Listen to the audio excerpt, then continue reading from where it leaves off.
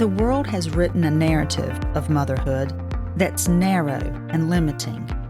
But that's not how motherhood was designed to be. We don't have to accept that narrative or stay in that confined space. As Christian mothers, we have the freedom to create a beautiful, fulfilling, and inspiring life for ourselves and for our families. We can live a life of purpose and vision in the midst of the confusion around us. I want you to move from being unsure to being confident as a mom. I want to see you let go of the overwhelm and guilt and embrace the freedom we have in Christ. Let's learn how to enjoy the life and the family we've been given. Let's create homes where faith can grow and hearts can be shaped for the kingdom. I'm Audrey McCracken, and welcome to Grace for My Home.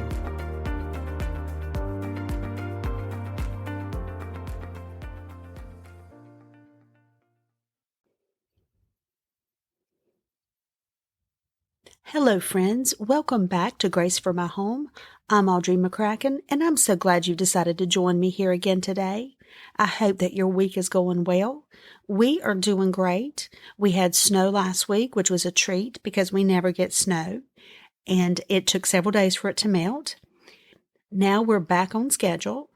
The last few weeks, I've been doing a homeschool series here on the podcast, and I'm also writing blog posts that go with this. So if you'd like a little more detail, you can go to graceformyhome.com and actually read the posts that go along with these podcast episodes. You might get a little more out of it if it's something of interest to you.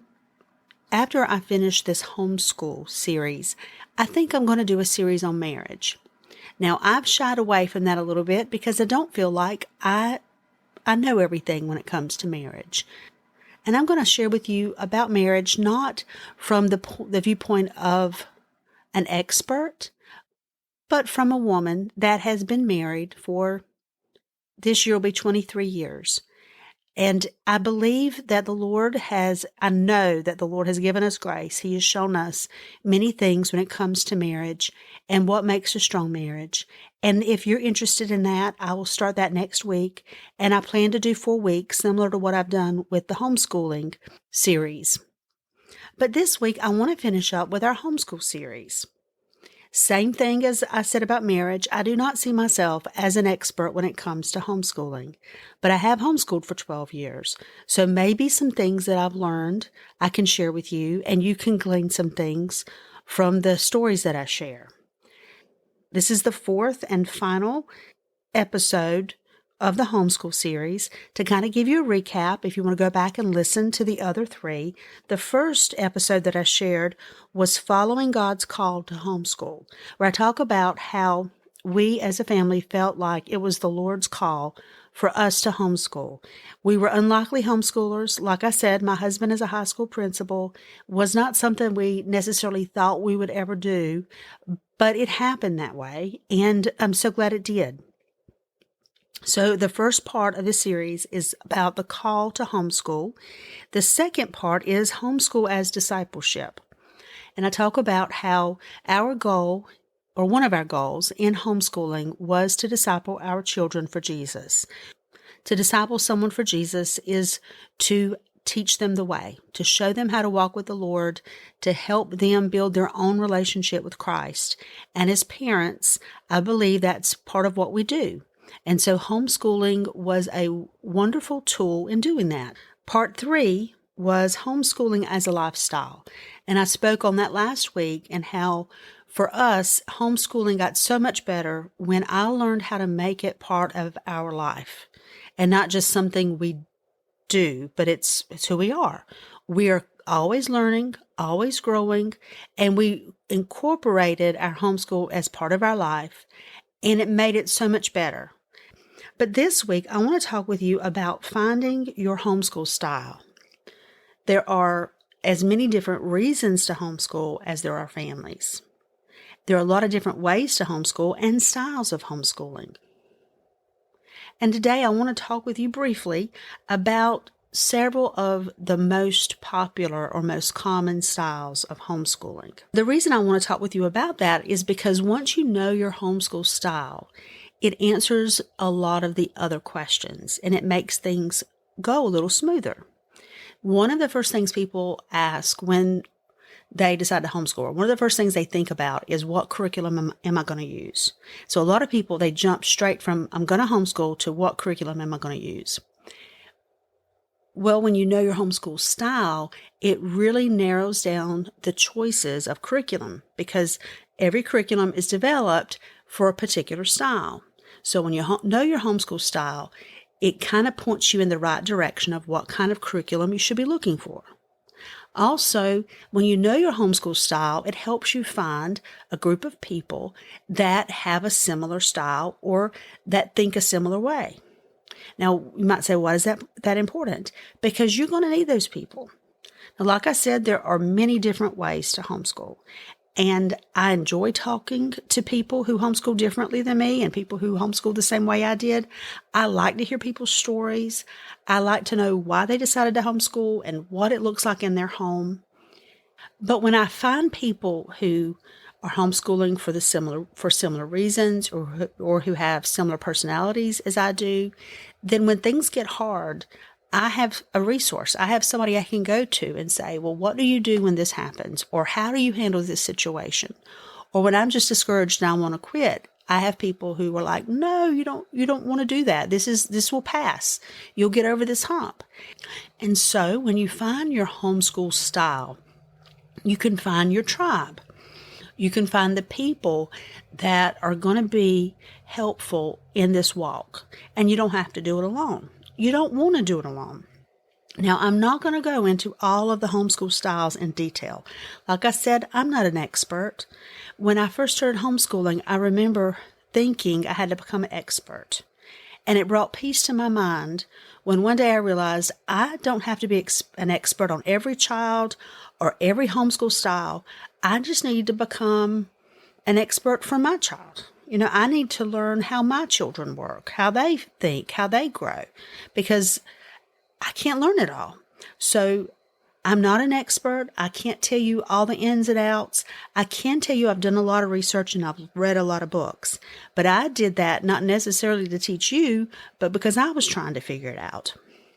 Now, everybody has their favorites, and I don't want to step on anybody's toes. So I'm going to give probably a very general overview of the most common homeschool styles. And I'll tell you why and how we landed where we landed. But if you want more information, if you want more details, like I said, go to my blog and I'll talk about these in more detail. Sometimes when we know our why we're homeschooling, we can automatically figure out our homeschool style. For some people, it works that way. I have a friend, her name is Rosemarie, and she is not a native English speaker. English is her second language, and she speaks it well, but she wanted to homeschool her children, at least until they entered high school. But she wasn't comfortable teaching them herself because she didn't know what she didn't know. And she wanted to make sure they got the best education they could, or at least a good foundation, so that when they entered high school, they would be ready for whatever they faced. So she decided to go the online route. And what that means is she signed her kids up for a public school online. I think she did Connections Academy. There are several. Some of them are Christian-based. Some of them are sponsored through universities. But she did Connections Academy. It was completely accredited. All of the teachers were certified teachers. And so she had activities that she did as a family. But then her kids had instructors that were all online. And that worked great for her. That was perfect for her because she could spend time with her kids at home. She could pour into them, but she knew they were getting what they needed academically. And her oldest child has already gone to public school, and he is doing great. And because she knew what her goal was, she knew this fits what our family needs. So online education is definitely a valid option. What a lot of people do, and this is what I did to start with, is they adopt the school-at-home model or the traditional model. What that means is that you take the traditional school model and you just bring it home. I know some public school teachers who decided they wanted to homeschool, and so they took that model, brought it home, and it works great for them.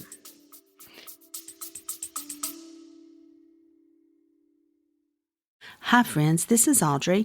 I'm interrupting myself to tell you that recently I was cleaning out my bookshelves and I came across so many good books that brought back wonderful memories of me and my children reading together on the couch. And I thought about you. I thought maybe my listeners would like a list of our favorite books. So I put together a list of our 35 favorite family read-alouds. And if you'd like that list, just look in the show notes and click on the link. I hope you and your family love them as much as we do.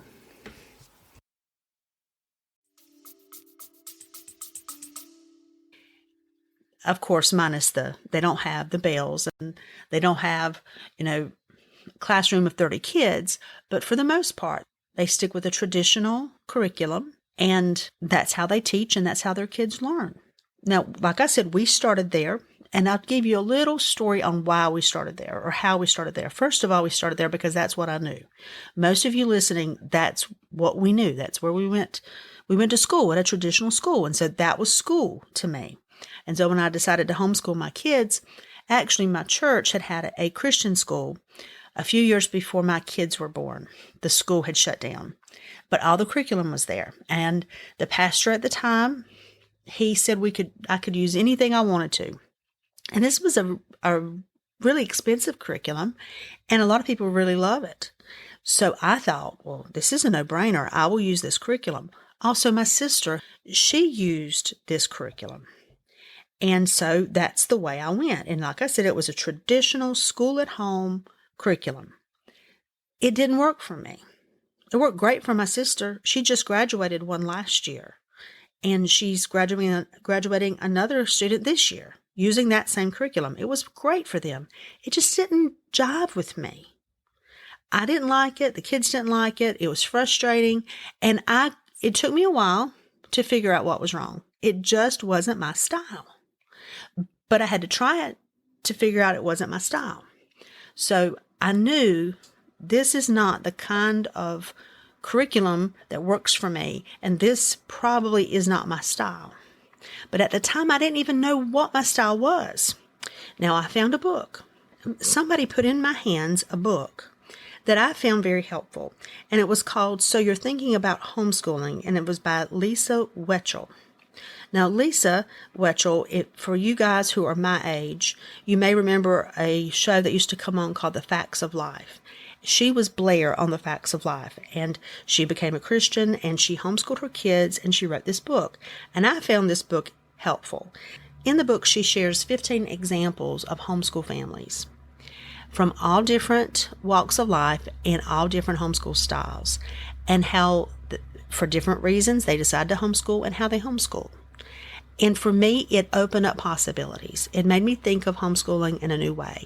I got to see how, everybody's different, and it doesn't have to look like the person next door. It doesn't have to look like traditional school. It doesn't have to look like your best friend. And, God has a plan. We just have to figure out what that plan is for us. So I really encourage you to get that book. Now, that's an older book. I'm sure there are newer books that do the same thing. But this was the one I read. It was called So You're Thinking About Homeschooling by Lisa Wetchell. And I'll put the link to that in the show notes. But that helped me kind of get my wheels turning, like, okay, we don't have to do it this way. And in that book, the families that I was drawn to, like the stories that really clicked with me, that gave me a clue that, okay, maybe this is the way we should go. Now, I'm going to go really quickly over several of the different types of homeschool styles. Two of them we've already mentioned, online school and the traditional or school-at-home model. Another is unit studies. Now, unit studies is where you take a theme and all of your subjects are taught around that theme. Silly example, okay? Let's say that for this month our theme is frogs. Well, you're going to teach spelling, literature, math, science. All of those things you're going to teach around the theme of frogs. For science, we can talk about what an amphibian is. We can talk about the life cycle of a frog. We can talk about the difference between frogs and toads. For literature, we can read books about frogs. We can read The Princess and the Frog. For reading, they can read Toad and Frog. For spelling, we can learn how to spell things like frog, toad, more advanced students, amphibian, metamorphosis, habitat. So you kind of get the picture. Frog is the theme. Subjects are all revolve around that theme. Now, I read a book early on, not too long after we started homeschooling, and I'm pretty sure this book is out of print, but it was very encouraging for me. But it was called Better Late Than Early by Raymond Moore. And in that, he was an advocate of unit studies. And so that was the first time I was introduced to that concept. And I loved it. I thought, oh, this is such a great idea. And the idea is that it just makes learning more natural. I tried it for a season, but I wasn't very good at it. I don't think I'm organized enough for it. And at the time, I didn't know about all of the wonderful curriculum resources that are out there for families who like to teach this way. So if that sounds like something you're interested in, you just go and do a search on unit study curriculum, and there is a plethora of things out there. But like I said, we tried it. It didn't go that great for us, but I'm sure it wasn't the method. I'm sure it was me. Now, another very popular homeschool style is classical. And this homeschool style, it was popularized by a book by Susan Wise Bauer called The Well-Trained Mind. And I have read that book. Even though we were not classical homeschoolers, I gleaned a lot of wisdom from it. Now, the traditional classical model is that there are 3 stages of learning called the trivium. And in those stages, there's the grammar stage, the logic stage, and the rhetoric stage. And those stages loosely parallel elementary school, middle school, high school. Like I said, I am not an expert on the classical method, so I don't want to, misrepresent it. I will tell you that it's interesting. I learned a lot by reading the book, but I did not follow it because we were just like I said in my last podcast episode, I flowed more than I stayed with a strict schedule. And so, though I learned a lot from it, it wasn't something that I adhered to. I will say that Susan Wise Bauer's book is not the only way to implement a classical education. There are other resources out there to do so. I enjoyed listening to podcasts by Andrew Kern. He is the founder of the Circe Institute, and you can go to circeinstitute.com, and he has I found some very encouraging messages by him about why we educate our children. And he's Christian-based, and so if you're interested in the classical method, those are the 2 places I would start. I would start with the Circe Institute, and I would start with The Well-Trained Mind by Susan Wise Bauer. Now, the next method I'm going to talk about is the Charlotte Mason method. That one holds a dear place in my heart because that's where we landed and we stayed for a long time. Now, such a brief overview here, but Charlotte Mason was a British educator at the turn of the 20th century. She was ahead of her time. She wrote several books about education, and she taught teachers how to teach children. Her methods were taught in schools. There were Charlotte Mason schools, but also in homes. They fit well in homes. I read several of her books. Ambleside Online is a free curriculum dedicated to Charlotte Mason and her methods, and I learned so much there. And that's where like I said, that's where we stayed for a long time. One of her mottos was, education is an atmosphere, a discipline, a life. And that fit in really well with my desire to make homeschooling a part of our lifestyle. In one of her books, A Philosophy of Education, she lists her 20 principles of education, and that was helpful for me to kind of see that, yes, this is the style that I want to use. I did to the best of my ability, implement a Charlotte Mason type homeschool for many years. It was never perfect, but I enjoyed it. We enjoyed it. It fit us. We spent hours reading. We spent hours outside doing nature study. We spent much time on the couch singing hymns and folk songs, and it was fun. If you're going to do this, let's make it fun, right? And so her method just spoke to me. It clicked with me, and that's where we stayed for many years. But you can check her out. You can check out Charlotte Mason. There's so many blogs out there. Simply charlottemason.com is a good place to start. Like I said before, Ambleside.com is a wonderful place to start. The ladies on there are awesome. They're very helpful. All the curriculum is free. Many of the books you can find in the public domain. And so I recommend it. It was awesome. Another homeschool style is unschooling. Same thing. I never unschooled, so I don't want to misrepresent unschooling, but unschooling is very child-led. Unschooling, it was popularized by John Holt, who wrote, it's a classic now, but it was a book called How Children Learn. I'll put these books in the show notes so you can find them if you want to go check them out. I have read his book. I found many nuggets in it. I thought it had some wisdom in it, but my personality, I just couldn't unschool. I guess I don't trust the process enough. I had to have lessons. I had to have plans. Think of unschooling as the exact opposite of a traditional school model. A traditional model, the teacher is making the plan and the student follows the plan. Well, with unschooling, the student is making the plan and the teacher is not really even a teacher. It's more of a facilitator, providing what the student needs to follow their plan. The student learns what they want to learn, when they want to learn it, and how they want to learn it. There are some awesome blogs out there of people who have gone that route and loved it, and their kids have flourished, and they've done really well. Another popular homeschool style is the Montessori style. You probably know of schools that use this style. And it was developed in the early 1900s by Marie Montessori. She was an Italian physician who studied children and how they learned. And from her studies, she implemented this child-centered learning style, where, similar to unschooling, the instructor is really more of a facilitator than an instructor, is really more of a facilitator than a teacher.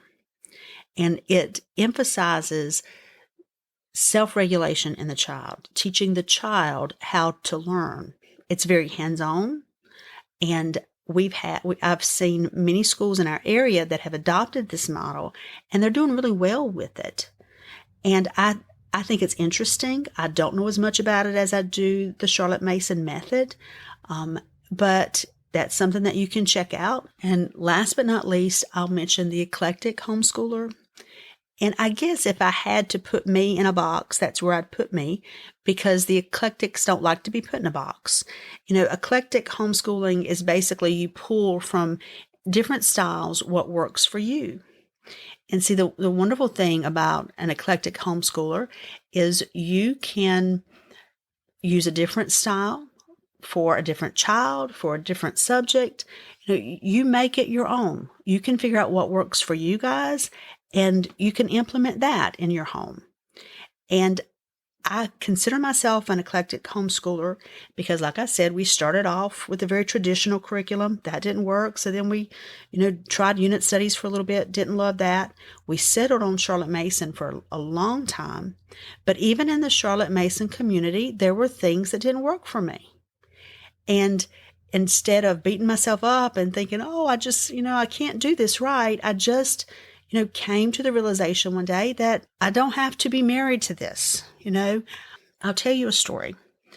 Towards the end, I guess the last 2 years of my homeschool career, maybe 3 years of my homeschool career, like I said, I fell in love with the Charlotte Mason method, and it worked well for us until it didn't. And I had a kid. I had a kid who was struggling in some areas, And, everywhere I went to find help and I went to forums and I talked to people and different things. And people were like, do it this way and do it that way. And this was all good Charlotte Mason advice. But it didn't click for us. And it was like I was trying to make the method fit the child. Okay. I'd found something that worked and I was not ready to jump ship. And I remember it was like I was praying one day and it was like I saw this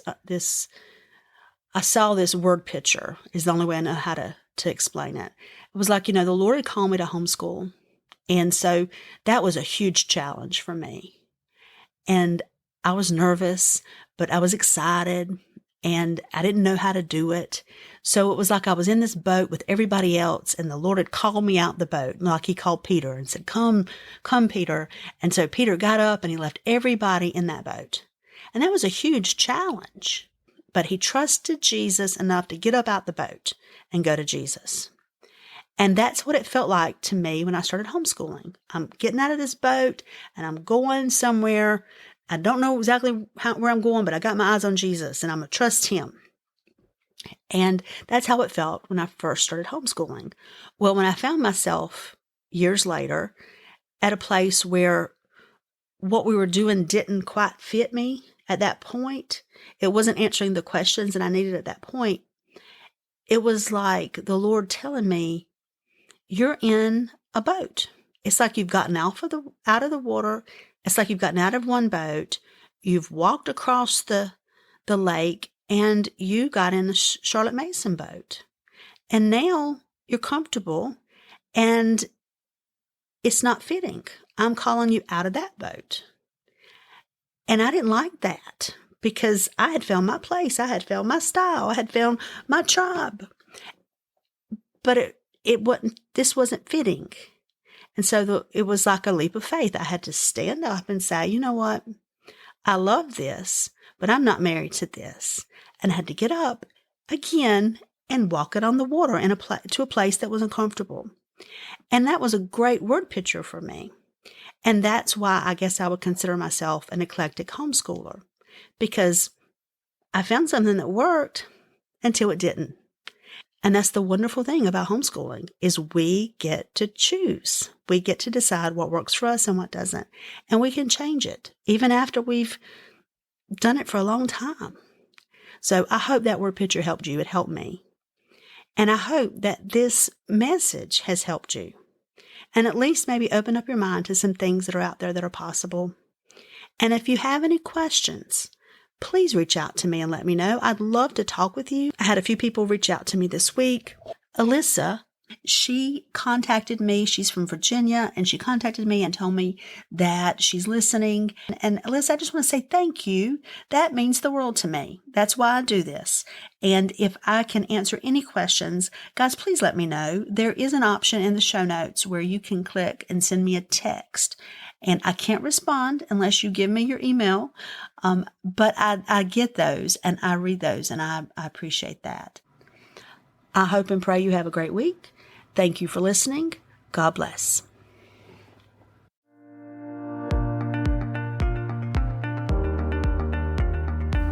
I hope you've enjoyed this episode today and will join me here again next week.